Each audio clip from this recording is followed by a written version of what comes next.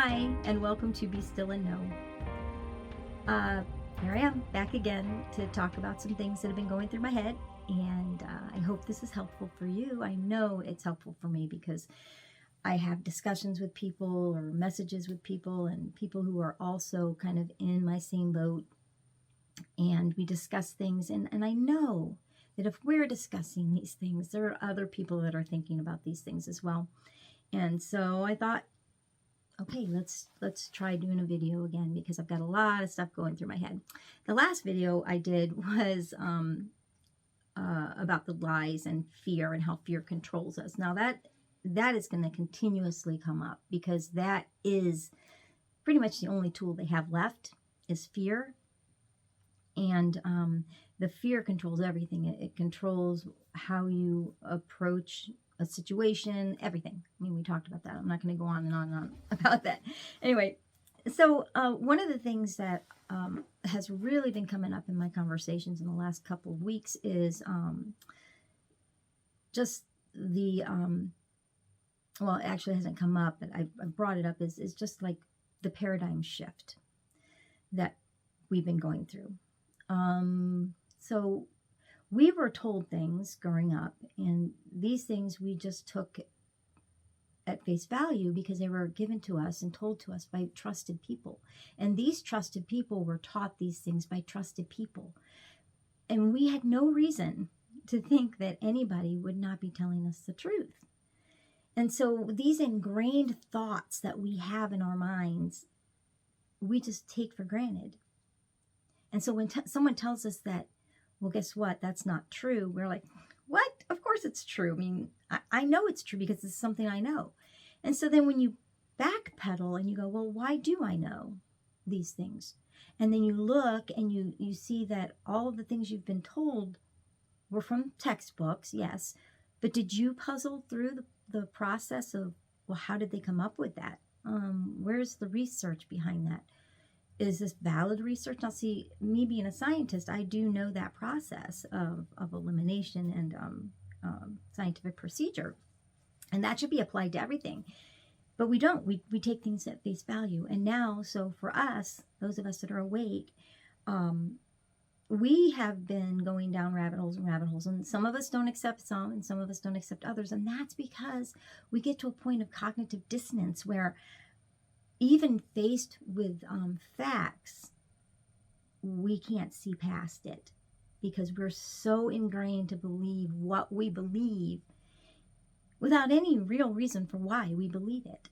I mean, for instance, there's a huge debate on whether the earth is flat or whether the earth is round, like heliocentric versus the flat earth theory. And there's a lot more to the flat earth theory than I could even imagine, but I would never have even entertained the idea of a flat earth but for these last couple of years when I was presented with evidence that made me go, what? This is crazy. Wow. That's a question I never asked before. And that happens over and over and over again. These questions like, whoa, this is amazing. Wow. And then you're given evidence and photographs and sometimes scientific evidence, and you don't know what to do with it. And because you can't put your hands on a lot of that information yourself, or you haven't done the experiments yourself, you have to take that again at face value. So you don't know what's real and what's not real, what's true and what's not true. I mean, there's times I wish that someone would just go, hey, here it is. This is the truth. This is what you've been lied about. But that's not how it works. We have to go through that process ourselves. And that's how we learn what is true and what is not true. And like I said before, God is in us. And that discernment of God in us is going to help us navigate that.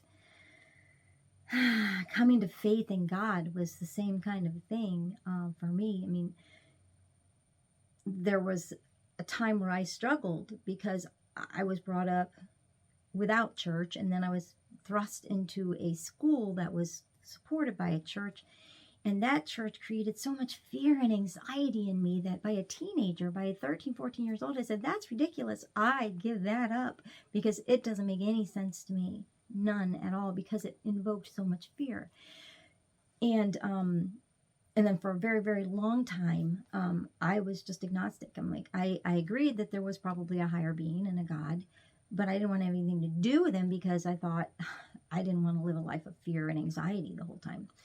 I'm not sure why I went into that point, but so the whole thing, the point is that in order, because I am now a strong believer in God. I know he exists. There's no doubt in my mind that there is a God. There's a higher source, someone who created the world. There's so much evidence to that.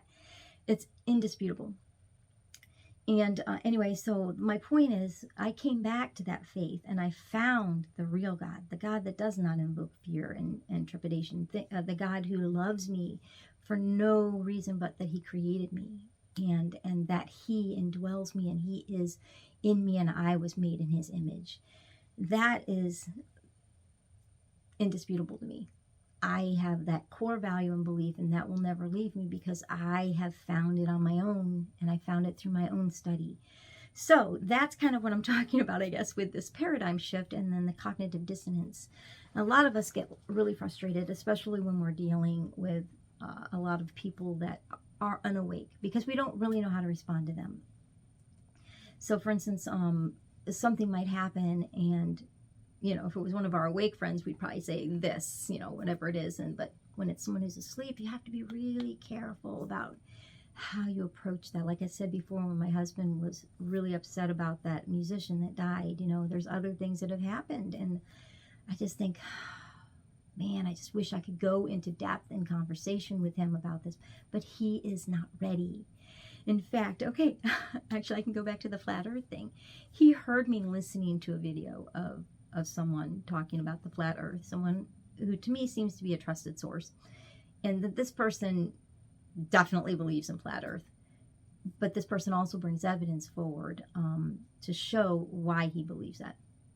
Anyway, all my husband heard was the flat earth, blah, blah, blah. And he actually got angry. He's like, oh, this is so stupid, blah, blah, blah. And I stopped and I said, Greg, this is just someone talking about flat earth. Why on earth are you so angry about it? I mean, just listen. I mean, so he's wrong. If he's wrong in your mind, why get so mad? And see, I realize that cognitive dissonance, the first reaction we have is anger, because it goes against everything that we believe in. When we are faced with a fact or a situation that is telling us that what we believe is a core belief is wrong, we lash out. That's our first reaction. And that's hard to deal with. And I'm so glad that God gave me that discernment at that moment to just say, hey, it's just a video. Don't get so mad. Because it really opened my eyes to that aspect of cognitive dissonance and what it's going to be like when our loved ones start to wake up. And I know they say that there's a small percentage of people that aren't going to, but I have an enduring hope and just a knowing that a lot of the people that are asleep right now are going to wake up. They're going to wake up. And my husband and I have conversations. Well, mostly it's me telling him what I believe and him being quiet and I don't know, whatever that means. He has to be listening. It's kind of like talking to a person about Christianity. You just live it. You talk about it as if it's your everyday life. And sooner or later, they'll either be inquisitive about it or they'll just, tuck it away and ignore it. But when faced with evidence, they're going to come back to you and they're going to say, hey, how did you know? Hey, what do you know about this? I mean, I've already had some people, especially when that WAR thing happened in the place that starts with a U.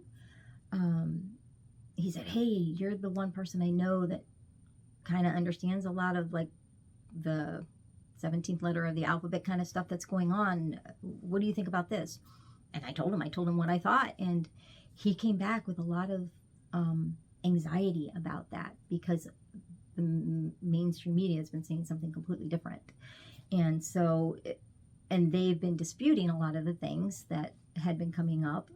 And so I just, I couldn't really go any further because you could see that line of, okay, this far and no further for right now. I can't go any further. So anyway, we need to be sensitive to that. We need to really be sensitive to that. God help the people who have not even heard any of this stuff. Not just the people who've heard it and are ignoring it. At least they've heard it. There's people that have not heard any of this stuff. And when it gets exposed, we are going to have a huge job ahead of us, because these people are going to be angry. They're going to be hurt. They're going to feel betrayed. It's going to be a long haul, and we're going to have a lot of work to do. So we need to be sensitive to that.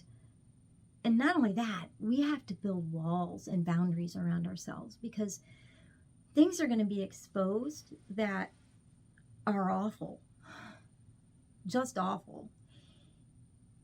And we already know that they're going on, or they were going on, or hopefully they're getting cleaned up, but we don't know. We don't know where it is. We know that this conflict is still going on. So we already know that this is happening, and it's hard on us. But when it starts to come out and your asleep friends and family start to hear about it, they're going to need somebody to help them through it. And we can't allow ourselves to get pulled down into that fear and grief. I mean, we need to be grieving now. We need to be strong now, because we have got to put the boundaries up so that we can look at it objectively, so that we can help other people navigate that. Because it's going to be so hard. I know it. And I know that is why so many of us have asked, why am I awake? Why am I awake? And I feel so helpless. I feel like there's nothing I can do. I can just watch and watch. And nobody listens to me. And I just watch and watch. And I do what I can. Like, I won't wear that thing over my face or whatever. And I filter my water at all the things that we do that make us look crazy, or make us look like we're just trying to cause conflict. But we feel like, why on earth am I awake if there's nothing I can do? That's why we're awake. I know that in my core being. We're awake so that we can help the people that aren't awake get through it. And we have to build boundaries around ourselves to do that. And if we don't build those boundaries to protect ourselves, we're going to get pulled down. So, for instance, when we learn things about the information that is teaching us, like about the Masons, the Freemasons, and you might bring that up in a conversation, and people get really mad, and you're like, oh, okay, I can gauge where I am right now. So we have to be very careful how we bring that up. But we need to be educated about it. And we can't allow ourselves to be pulled down by it. Because there's videos where you're learning about all the things that have happened, and they seem very negative, like, oh my gosh, how are we going to get through this? We've got the government doing this, and we've got these evil people doing that. We have to get above that and just take in the information. Because by taking in that information, we have a tool in which to help other people who don't know what's going on. And maybe along the way, before they are completely awakened, we can kind of insert a little bit of this information so that when it does hit, they may even think that they'd already processed this, because as we've put it into their lives, they're ruminating on it, whether they know it or not. I've told my husband many times who's evil and what they're doing, and he doesn't say anything. It's kind of frustrating, because he'll just sit there and he won't say anything. So I don't even know if he's listening, and I don't even say, hey, are you listening? I just say it, and then I just drop it. And I really believe that once it's been heard, whether they believe it or not, it's being processed in their bodies, in their minds, in their souls. That God is working that information into them, especially through someone like me that's trusted. My husband trusts me, even though he thinks that I'm a little misinformed. He does trust me. So I'm hoping that by interjecting that into conversation, that he is going to be ruminating on that, so that when it comes up, when the truth comes up, he's going to be like, she was right. And then maybe he'll come to me. Maybe he won't. Maybe then he'll be inspired to go down those rabbit holes. Yeah, I honestly don't think it's going to happen for a long time for him. I think that as the stuff starts coming out, then it's going to probably start clicking. But I feel like we have to be strong. We can't be discouraged by that. We have to be excited about what's going to happen. Live through that excitement. Be happy about how things are going to change. And live in that higher joy. And not allow ourselves to get pulled into that fear. Because we have to be above it in order to help the people that aren't going to understand what's going on. So that's paradigm shifts. So we've been going through paradigm shifts. We've been going through them every time we learn a new thing. Our minds process it, and then it gets a little easier to believe it or believe that it's possible. So I guess my philosophy, and I don't know if I said this already, but my philosophy is I don't believe everything, because I know we can't believe everything, because there is opposition information coming out. We don't know who's good intel, who's bad intel. But I don't discount anything. Like I said before about, religion in the church, we don't know what's real and what's not. And I have to hold on to what I really believe to get me through the day, especially when it comes to my faith. But I can't hold on to it so tightly that I'm going to go crazy or lose my mind when I find out a truth that I believe and held deeply is not true, because that's going to happen over and over again. I mean, we see that in scripture. Like I said before, so much of our scripture has been removed. I think just in the last week, I did more research on that. And just since the 1800s, 40 books were removed. Don't remember who removed them now, but you can look that up. What 40 books were just removed in like the 1800s? That was just a couple hundred years ago, guys.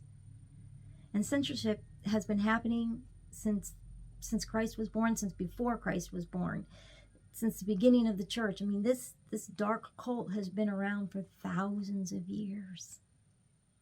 And they have been trying to destroy us since then.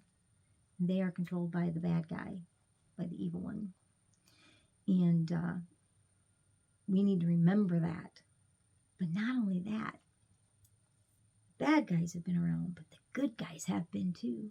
They've been in hiding. They've been hiding, and they've been countering the bad guys. And they're continuing to counter them. And as far as we know, they've won, right? We're just waiting for the other people to wake up so that there's not this huge WAR between families and countries and loved ones and strangers, because of such beliefs that we hold so close to our hearts. That anger that happens when we're told something that is so close to us is a lie. We have to be strong. We have to be strong for these people. Let me see. Oh, you know what? There's another thing I wanted to bring up. Something that I think will help. At least it's been kind of helping me, and I've been thinking about it while I do it. My birthday was just this last week, and my husband got me this book called Wreck This Journal. I know it's backwards because of the video, but I had never seen this before, and some of you might have seen it before. My daughter recognized it immediately when she saw that I had poked holes in this page. It was just sitting there, and she's like, "Is that a Wreck Your Journal?" And I said, "Yes, it is." Wreck This Journal might help you get past some of those things that are things you don't normally do. So, for instance, this journal is designed during the process of this book. You may get dirty. You may find yourself covered in paint and many number of foreign substances. A note to the reader: for those of you who have wrecked before, you'll find this familiar prompt. Well, I'm sorry. The whole point, we want you to get straight to the business of wrecking. This is why you are here. Don't slow down with idle chatter. I am here to get you to work. The point is, you're supposed to wreck this journal, and this is not something you want to do. This is outside of what you would normally do. And so I was thinking, you know what? Maybe the process of destroying this journal will also help me kind of get through some of this cognitive dissonance. It's like, no, I'm not supposed to put a hole through a journal, a beautiful book. Why would I do that? But this whole page is like, take a pencil and just put holes in it. One of the hardest pages in this journal, according to the lady who wrote it, is to break the binding. And that was one of the first things I did. You're supposed to break the binding. It's like, you don't do that. Don't do that. You know, all these little things, you're like, oh, you don't do that. Why would you do that? I don't know. Maybe this would help. Maybe this would help you as you try to navigate things that don't make sense. Paradigm shifts. Paradigm shift. Why on earth would I destroy a beautiful book, a journal? Just a thought. You might want to try to get this. See if that helps you. Do things that you don't normally do. Not things bad, but just things that help you think outside the box. Think outside your paradigm. And as you do that, you might learn a way to help other people get outside their paradigms. Just a thought. Anyway, I wanted to bring that up because I really have had fun with this. It's pretty funny. Let's see. One of them was to just like chew the page. I haven't done that one yet. It says chew this page. And then it says, of course, don't swallow it. Please don't swallow it. Just chew it. It's like, okay, I haven't done that one yet.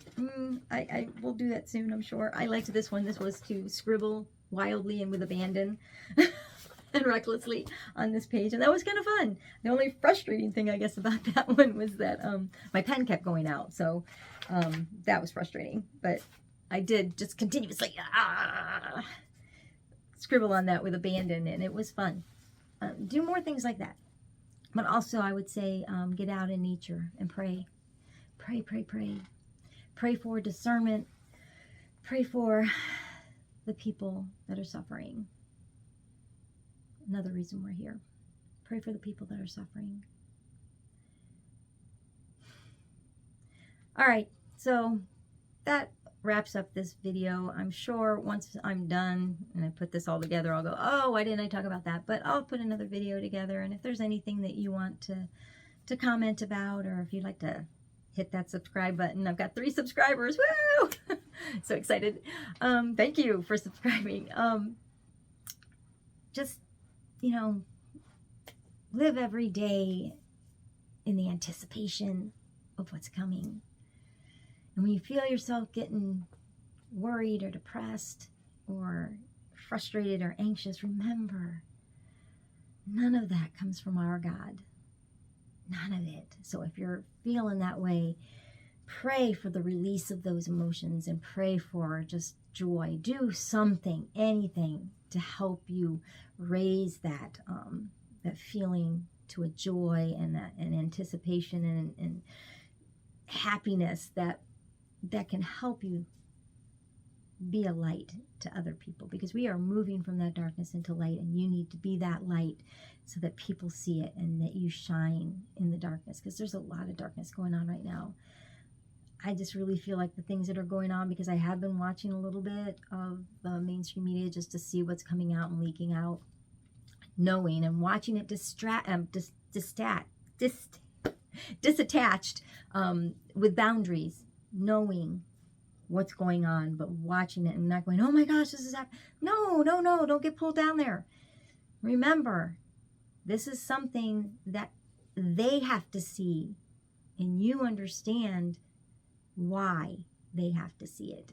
I mean, I remember when I first learned about, oh, this is happening and it's going to be just the next day and everything's going to be better, and it got frustrating because, well, that didn't happen and that didn't happen. You know what?